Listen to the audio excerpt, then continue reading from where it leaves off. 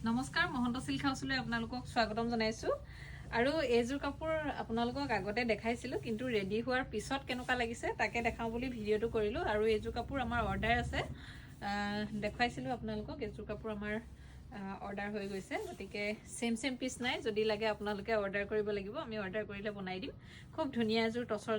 টচৰ নহয় সৰি পিয়ৰ মুগাৰ যোৰা হয় আৰু এয়া দহিখিনি এইদৰে কৰি দিছোঁ বাইদেৱে ডিজাইনটো দি দিছিলে কেনেকৈ লাগে দহিখিনি তেওঁ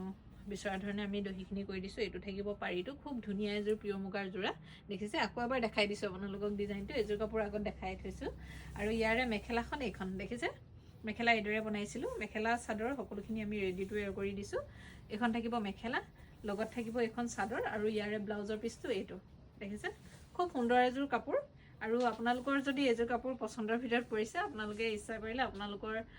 নিজৰ মন পচন্দৰ মতে নিজৰ কালাৰত ডিজাইনত বনাই ল'ব পাৰিব খুব ধুনীয়া হয় কাপোৰযোৰ